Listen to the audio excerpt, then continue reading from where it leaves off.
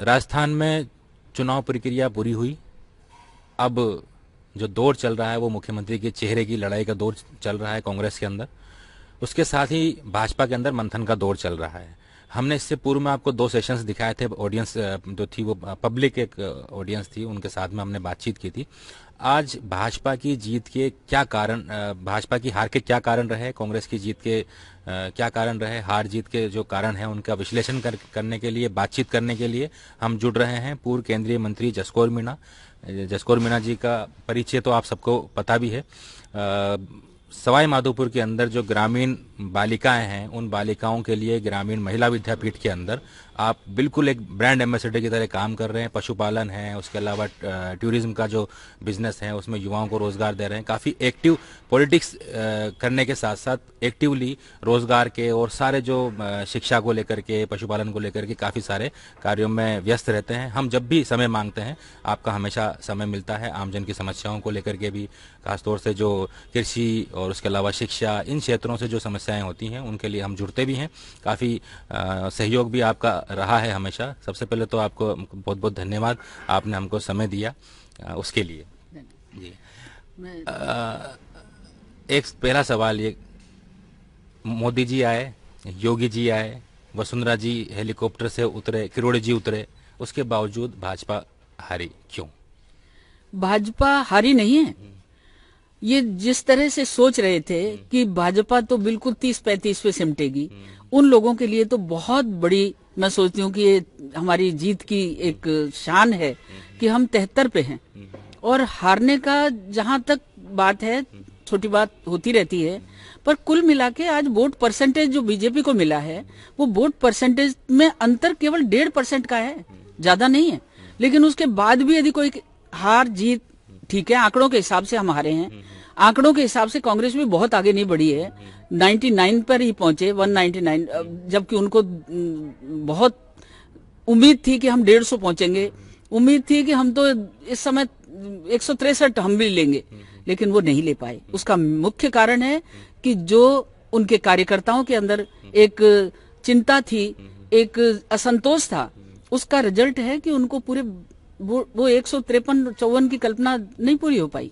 Bharatiya Janata party के कार्यकर्ताओं ने बहुत दमखम से काम किया है, वोट परसेंटेज बढ़ाया है। और मैं तो ये भी कहूंगी कि भारतीय जनता पार्टी के कार्यकर्ताओं के अंदर जो जुनून था, उस जुनून का ही परिणाम है कि वो 73 पहुंचे।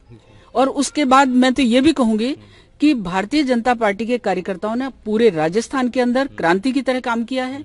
आज सवाई माधोपुर में ही लो ना, 60,000 से ज्यादा वोटों से वो आगे बढ़ी हैं। तो क्या इसको कम मानते हो? कार्यकर्ताओं की ही बात है, जबकि हमारे प्रति लहर नहीं थी, लहर कांग्रेस की थी। और लहर का उनका जो रिजल्ट आया वो भी आपके सामने है। ठीक है, कांग्रेस के की सरकार बनने जा रही है, शपथ ग्रहण समारोह होगा, कांग्रेस में भी मुख्यमंत्री के चेहरे को लेकर के लड़ाई चल रही है।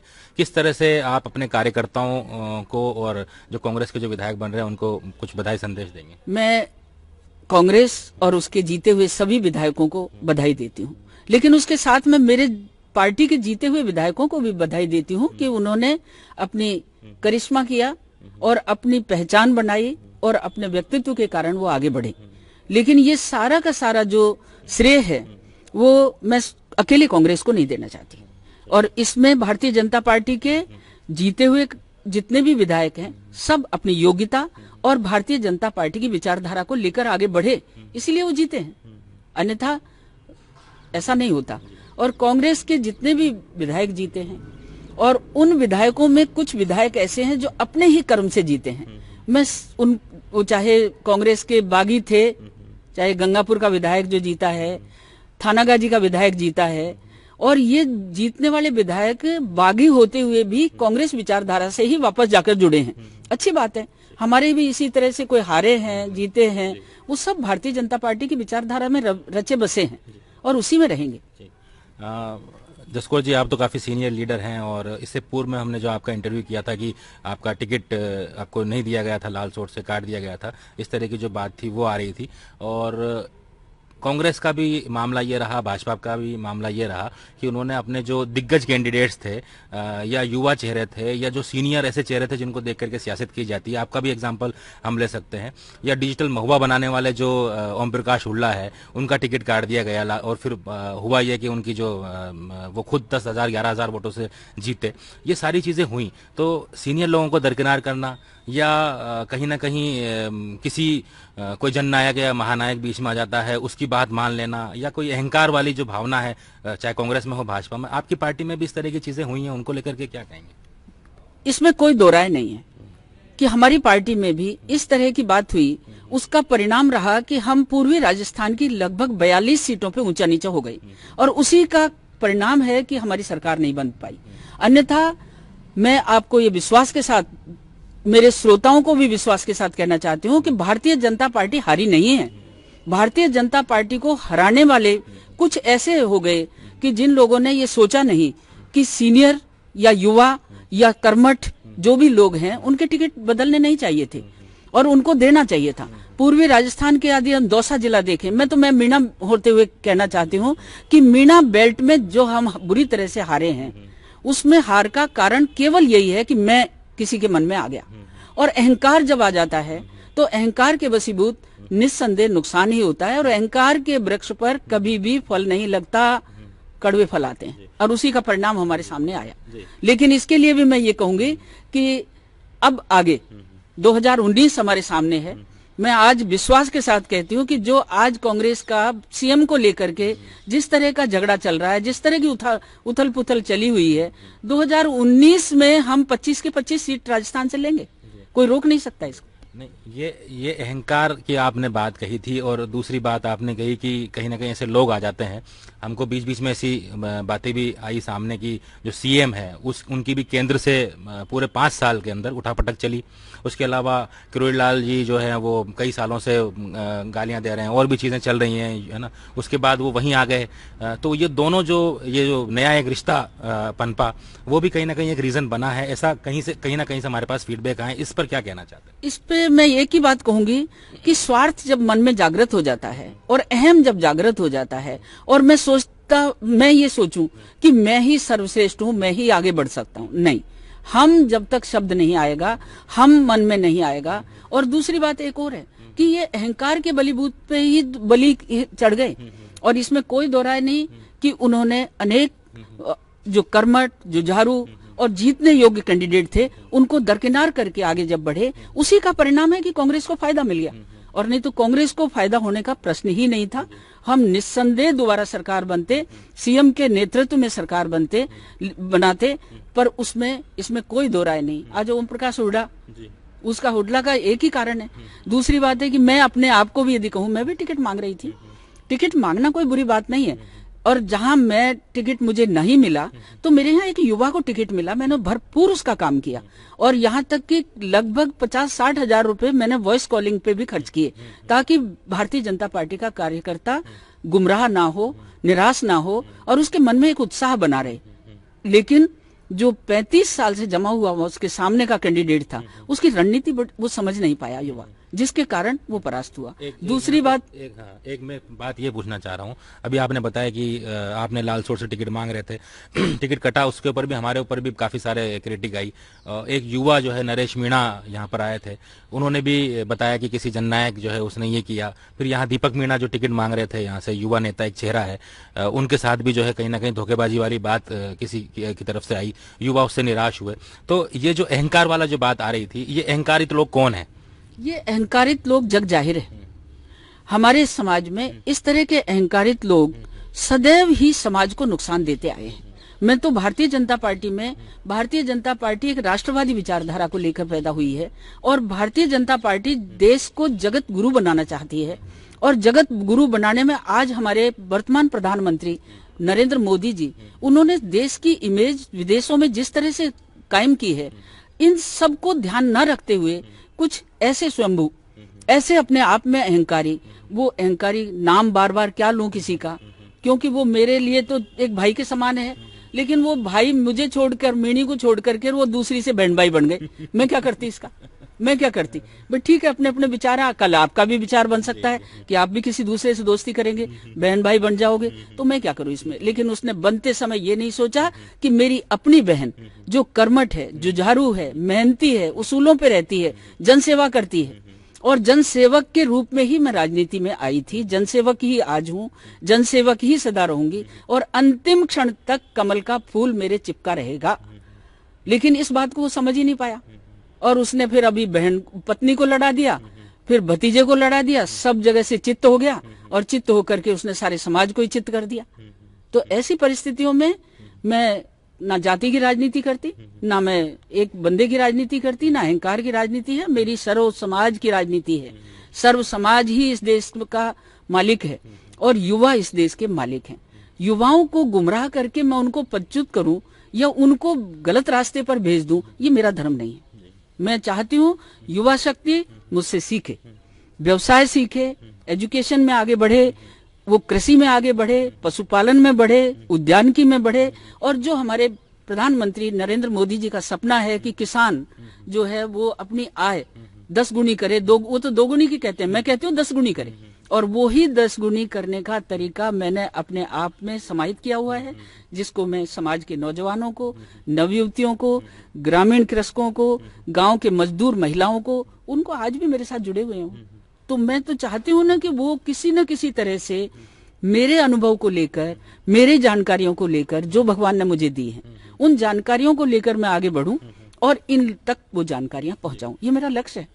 आप, ये तो गैर राजनीतिक बात हुई जो आप कर रहे हैं, समाज सेवा कर रहे हैं, आप स्कूल में ग्रामीण शिक्षा को बढ़ावा दे रहे हैं, उसके अलावा आप टूरिज्म में कर रहे हैं, सारी चीज़ें तो हैं। राजनीति का जो आपका करियर रहा, वो जिस दौरान आप आए, शेखावत जी, अटल जी, ये सब लोग थे, और एक मीणा महिलाओं को, मीणा जाति की महिलाओं को बिल्कुल शिखर तक लेके गए। आप शायद राष्ट्रीय अध्यक्ष आप रहे एसटी मोर्चा के भी, आपको केंद्रीय मंत्री आपको बनाया गया, और आपसे बहुत सारे आर्टिकल्स, हम भी जब आप आ रहे थे तो कुछ चीज़ें हमने यूट्यूब पर भी देखी कि आपने संसद में भी काफ़ी सारी चीज़ें की, न सिर्फ कम्युनिटी की, बाकी और भी चीज़ों की। तो ये जो वनवास का एक टाइम था 14-15 साल का, बीच में किसी ने कमेंट भी किया था, हमको वो वर्ड वहीं से आया कि ये एक वनवास है जसकौर जी के लिए, और शायद अब लाल सोट की वो अगली विधायक होगी और शायद ऐतिहासिक जीत वो करवाएंगी।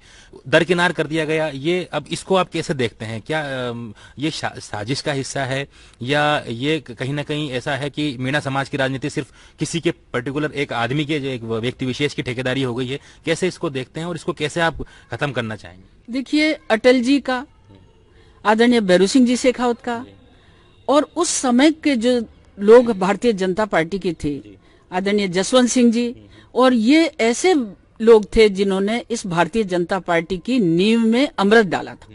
और उन्होंने, आदरणीय भैरू सिंह जी शेखावत ने जिस तरह से मेरा सिलेक्शन किया, तो मैं तो शिक्षा विभाग में एक अधिकारी के और कर्मचारी के और शिक्षिका के रूप में ही काम कर रही थी, लेकिन मेरा काम करने में यह था कि मैं जिस काम को भी करती हूँ उसको दिल से करती हूँ, और मुझे मेरी पहचान करी।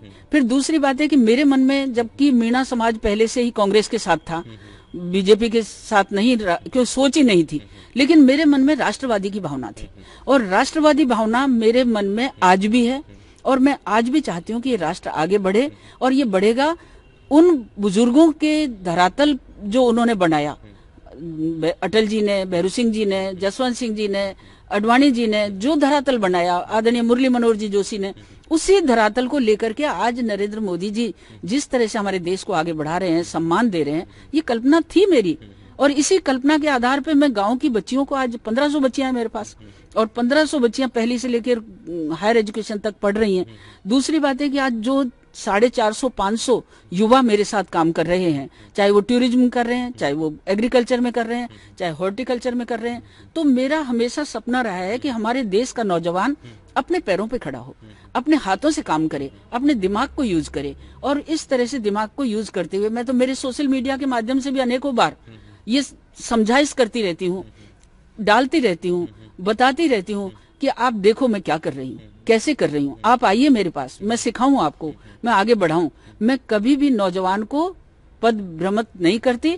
जो हमारे कुछ नेता हमारे नौजवानों को योग्यता होते हुए भी उनको गुंडा राजनीति की तरफ धकेल दिया, मैं कभी नहीं चाहती कि मेरे समाज के, मेरे क्षेत्र के नौजवान गुंडा राजनीति करें, गुंडागिर्दी करें, और किसी की कठपुतली बनकर गलत गलत कामों के अंदर इन्वॉल्व हों, ये कभी नहीं चाहूंगी। मैं तो ये चाहूंगी कि मेरे यहाँ से जितने भी हमारे क्षेत्र के, हमारे राजस्थान के, मैं क्षेत्र सीमित अपना एरिया है, लेकिन उसके बाद भी मैं ये सोचती हूँ कि आज मेरे कामों को जिले राजस्थान के 26 जिलों के किसानों ने विजिट किया है, ये थ्रू गवर्नमेंट किया है।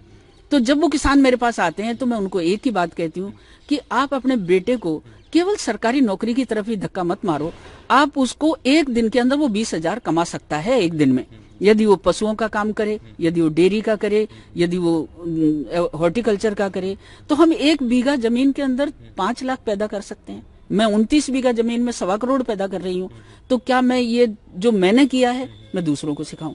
लेकिन राजनीतिक लोलुपता इतनी गंदी घटिया स्तर पर लोगों ने अडॉप्ट कर ली है कि जो न देश है, न धर्म है, न राजनीति है, और ना ही वो जनसेवा करना चाहते हैं। वो केवल मैं और मेरा, ये मैं और मेरी पत्नी, चाहे वो अंगूठा टेक हो, और चाहे इधर योग्यता में हम हायर एजुकेशन ले लिया हम लोगों ने, लेकिन उस एजुकेशन की कोई कदर हमारा समाज ना करे। तो मैं तो कई बार उपदेश भी देती हूँ कि शास्त्र कहते हैं यत्र नार्यस्तु पूज्यन्ते रमन्ते तत्र देवता, लेकिन वो कैसे स्थिति मैं अपने आप को ना कमजोर मानती हूँ, ना अपने आप को मैं हीन मानती हूँ। मैं मानती हूँ कि जिन लोगों ने, समाज के लोगों ने मुझे सहयोग देकर इस लायक बनाया, माता पिता ने जन्म दिया, लेकिन समाज ने मुझे सहयोग देकर के और विद्वानों ने मुझे विद्वता देकर, जो भी ज्ञान देकर आगे बढ़ाया, मैं उसी के आधार पर काम करती हूँ। और आज देश को उसी दृष्टि में देखना चाहती हूँ कि जिस दृष्टि पे हमारे प्रधानमंत्री उसको लेके जाना चाह रहे हैं, और हमारे ऋषि मुनियों ने जो परंपरा डाली है, सर्व समाज की राजनीति, सर्व धर्म की राजनीति, ये इसके बिना हम कभी आगे नहीं बढ़ पाएंगे। जो जाति के आधार पर देश को बांटते हैं, जो जाति के आधार पर गांव समाज को बांटते हैं, जो केवल मात्र जात के आधार पर ही आगे बढ़ रहे हैं, उसका रिजल्ट आज देख लो। कांग्रेस निर्णय नहीं कर पा रही है। अब वो केवल गुजर भाई को लड़ा दिया, उधर माली भाई को लड़ा दिया, उधर तीसरे भाई को लड़ा दिया, उधर मीणा को लड़ा दिया। ये राजनीति करना, ये राष्ट्र हित में नहीं है, ना ही जनहित में, ना समाज हित में। और हम यदि चाहें इस देश को आगे बढ़ाना चाहते हैं तो पहले अपने घर को सुधारना पड़ेगा। हम अपने गांव, गरीब घर, जिला, प्रदेश सुधारते हुए हम आगे बढ़ें। और एक यहाँ से एक सवाल सुधार वाला, मैं सॉरी कट कर रहा हूँ, सुधार की आप बात कर रहे हैं, लेकिन एक तरफ आपने कहा कि भाजपा 2019 में भाजपा की सरकार बनेगी, मोदी जी प्रधानमंत्री होंगे, ये सारी बात आई। आपकी स्पीचेस भी हमने बीच में सुन रहे थे, तो उसमें आपने उज्ज्वला योजना और एक्स योजना, वाई योजना, बहुत सारी योजनाएं आपने बताई। वो सब इम्प्लीमेंट हुई, राजस्थान में नहीं हुई, वो एक अलग मुद्दा है। क्या ये जो बात है, इंटरनल जो पॉलिटिक्स जो बिगड़ी है इस तरह की, चाहे वो वसुंधरा राजे या डॉक्टर किरोड़लाल और जो लोग इसमें आए, आपको ऐसा लगता है कि अगर ये लोगों के जो फैसले हुए हैं, गलत फैसले हुए हैं, क्या राजस्थान में भाजपा की सरकार बन जाती अगर ये फैसले नहीं होते? तो ऐसा लगता है आपको, क्या वही मुख्य रीजन है? निश्चित बनती। और आज भी मैं कहूंगी कि उज्ज्वला योजना को प्राप्त करके लाभार्थी इतने खुश हैं। एक एक गांव के अंदर, एक एक ग्राम पंचायत में 8-910,000 तक भी गैस कनेक्शन मिले। दूसरी बात है कि प्रधानमंत्री रोजगार योजना में उनको इतने काम मिले, प्रधानमंत्री बीमा योजना में उनको लाभ मिला। और दूसरी बात है, भामाशाह कार्ड के माध्यम से आज 3 लाख तक का स्वास्थ्य बीमा फ्री था। और अनेकों इस प्रकार की हमारी देश प्रदेश की योजनाएं थी, जिन योजनाओं के माध्यम से ये निश्चित मानो कि हमारे प्रदेश के जन जन के मन में भारतीय जनता पार्टी की सरकार समाई हुई थी, दिल में बैठी हुई थी कि पुनः राजस्थान में फिर से सरकार, राजस्थान में भारतीय जनता पार्टी की बने। और लाभार्थी सम्मेलन आप सब मीडिया वालों ने भी देखा है, और दुनिया ने देखा कि लाभार्थी सम्मेलन जो जयपुर में हुआ, उस दिन नरेंद्र मोदी जी ने जो अनेकों स्कीम्स को लॉन्च किया, बताया, हमारी सीएम ने ये सारी बातें बताई। लेकिन उसके बावजूद भी हम केवल मात्र वोटों के टाइम पर टिकट के वितरण में जो गलतियां कर दी, जो गड़बड़ियां करी, कांग्रेस ने भी करी, इसमें कोई दो राय नहीं, लेकिन भारतीय जनता पार्टी ने तो सीधी सीधी कर दी। जो आज हम दौसा साफ, करौली साफ, सवाई माधोपुर साफ और नागौर साफ, जिस आदमी को, कर्नल सोनाराम को क्या लेने की जरूरत थी उसको, कांग्रेसी को, वो वापस जिस धरातल पर बैठ गए। और इसके हरीश मीणा जो दौसा के अंदर इन्होंने कोई काम वाम नहीं करवाया, इस तरह के फीडबैक हमारे पास आ रहे थे, भाजपा में आ गए, वो फिर मौका परिस्थिति देख करके वो कांग्रेस में चले गए। ऐसे लोगों को टिकट, वो खानदान दल बदलू खानदान है। और उस खानदान ने कभी भी जनसेवा नहीं करी। डीजी आईजी के बड़े बड़े पदों पर रहने के बाद भी उनको पद लोलुपता ऐसी रही कि वो दोनों के दोनों देख लो आज। और जिस तरह से भारतीय जनता पार्टी के कार्यकर्ता के दिल में दर्द है दौसा कॉन्स्टिट्यूएंसी में, वो दर्द वो क्या जाने। कार्यकर्ताओं ने दिन रात एक करके उनको जिताया था और 2 मिनट के अंदर स्वार्थ के चक्कर में छोड़ के चले गए। और ऐसे स्वार्थी लोग जब भारतीय जनता पार्टी से जुड़ते हैं तो निस्संदेह हम जैसों को दर्द होता है। और उस समय कार्यकर्ता की दिल की और कार्यकर्ता के सम्मान की जो धराशायी स्थिति बनती है, उसमें कार्यकर्ता कहाँ खड़ा होगा। और भारतीय जनता पार्टी कार्यकर्ताओं की पार्टी है, कार्यकर्ता ही इस पार्टी को ऊंचा उठाते हैं और कार्यकर्ताओं के बिना भारतीय जनता पार्टी आगे नहीं बढ़ सकती। कांग्रेस में तो लॉलीपॉप कोई भी दे देता है, तरह तरह के उनके हथकंडे हैं, क्योंकि 72 साल में 50 वर्ष राज ही उन्होंने किया है। और कुछ समय राज अटल जी का आया, राजस्थान में भैरू सिंह जी ने ये राज पैदा किया, तो भैरू सिंह जी की अंत्योदय योजना आज कौन भूलता है। अंत्योदय का मतलब है कि जो धरातल पे बैठा है। अटल जी की हम प्रधानमंत्री सड़क योजना को भूल सकते हैं क्या? प्रधानमंत्री सड़क योजना के अलावा 72 प्रकार की योजनाएं उन्होंने देश में लागू की थी। मैं साक्षी हूं उस समय की, क्योंकि मैं खुद मंत्री थी उनके मंत्रिमंडल में। महिलाओं के लिए जितना कुछ उन्होंने किया, आंगनबाड़ी कार्यकर्ता तक के अस्तित्व को समझा था कि जिसका 300 रुपए से बढ़ाकर 1200 रुपए एक साथ उन्होंने मानदेय किया और उनको सम्मान दिया। इसी तरह से आज नरेंद्र मोदी जी ने, अब आप देखो आयुष्मान योजना, इस योजना को अभी समझाने के लिए हम तो आगे बढ़ रहे हैं। और इस योजना के बारे में कांग्रेसियों का तो कभी कल्पना ही नहीं आई कि वो इस तरह की योजना लाएं कि देश के हर गरीब से गरीब नागरिक को स्वास्थ्य का लाभ मिले। ये कभी भी इनके दिल में नहीं आया। और ना ही अंत्योदय आया, ना ही इन पिछड़े का ध्यान आया, ना ही गरीब का आया। और ये केवल मात्र आरक्षण के मुद्दे पर भी देश को तोड़ना, और आरक्षण के अलावा गरीबी अमीरी पे भी, और एक वंशवाद की राजनीति जो पार्टी करती है, वो किस तरह से हमारे देश को आगे बढ़ा सकती है। आज भी फैसला करेंगे तो सोनिया, प्रियंका और राहुल करेगा, ऐसा कभी भारतीय जनता पार्टी में नहीं होता। भारतीय जनता पार्टी एक कद्दावर कार्यकर्ताओं की पार्टी है और जो राष्ट्र हित के अलावा कुछ नहीं सोचती। एक हम जब अभी कुछ देर पहले और दूसरे लोगों से भी हमने पूछा तो उन्होंने कहा कि जीएसटी, नोटबंदी, ये एक बड़ा मुद्दा रहा। ये जो 5 जो हुए हैं स्टेट्स में इलेक्शन, उनमें 3 स्टेट्स के अंदर कांग्रेस का आना, ये कहीं ना कहीं जीएसटी और नोटबंदी, ये तो आप तो पढ़े लिखे हैं तो आप कुछ ज़्यादा अच्छे अंदाज में इसको समझा पाएंगे कि क्या ये मुद्दा वाकई रहा या समझने की कमी रही या क्या मामला ऐसा रहा? ये मुद्दे को समझने की कमी रही है। जीएसटी हो या वैट का मामला हो या नोटबंदी का मामला हो, इसको समझने की कमी रही है। और ये समझने की कमी इस लेवल पे रही कि गरीब को कभी भी नोटबंदी से कोई तकलीफ नहीं हुई। तकलीफ हुई तो चोरों को हुई। इसको मतलब इसको कांग्रेस ने कहा कि ये एकदम से लागू कर दिया नोटबंदी का फैसला, फिर उसके बाद 2000 का नोट आ गया, फिर जीएसटी में वो टैक्स जो है वो टैक्स का ऐसा कैलकुलेशन हुआ। ये वाकई में मतलब ये समझने की कमी थी या अचानक से फैसला था इसकी वाहवाही लूटना, नरेंद्र मोदी जी जिस तरह से वाहवाही लूटने का? नहीं, ऐसा कुछ नहीं है। समझने की कमी तो रही है। और दूसरी बात मैं ये कहूंगी कि हम जिन लोगों को पर इनका असर पड़ रहा है, उन लोगों ने भी इसकी रीडिंग नहीं की। छोटे व्यापारी हैं, वो तकलीफ में आए। तकलीफ में सिर्फ इसलिए आए कि वो डेली अपनी खाताबाई मेंटेन नहीं कर पा रहे, और डेली मेंटेन करना जरूरी हो गया, क्योंकि आपको यदि टैक्स समय पे भरना है तो मंथली आपको सारा रिकॉर्ड तैयार रखना है। अब ये केवल जल्दबाजी नहीं, बल्कि एक जो अवेयरनेस लानी चाहिए थी, ओरिएंटेशन होना चाहिए था पब्लिक का, उसमें थोड़ी सी चूक हुई है। अब ये आपके साथ भी जो सियासत हुई, उसके अलावा हुड्डा जी, वो इसलिए हुड्डा जी का नाम आ रहा है क्योंकि वो हमारे यहाँ सवाई माधोपुर में जब वो संसदीय सचिव के दौरे पर आए थे तो शराब की एक दुकान थी, उसका उन्होंने आकस्मिक निरीक्षण किया। कई सारी योजनाएं कुछ गड़बड़ कर रहे थे, धांधली कर रहे थे, उनके खिलाफ उन्होंने कार्रवाई की। डिजिटल क्योंकि सवाई माधोपुर अब डिजिटल जो इंडिया है उसके लिए कहीं ना कहीं एक कड़ी का काम करता है। हुड्डा जी को अलग कर दिया, आपका एक मामला आया। इस तरह की जो चीजें हैं, इनको आप भारतीय जनता पार्टी की कार्यकर्ता होने के नाते, सीनियर कद्दावर नेता होने के नाते कैसे इन चीजों को खत्म कर पाएंगे आप? कैसे ये भाई बहन वाला रिश्ता और उसके अलावा और दूसरे जो रिश्ते पनप रहे हैं, उनकी वजह से पार्टी को नुकसान होने की जो बात आ रही है, वो उसको कैसे आप भरपाई कर पाएंगे? क्या आप सुझाव देंगे? ये बहुत आसान काम है।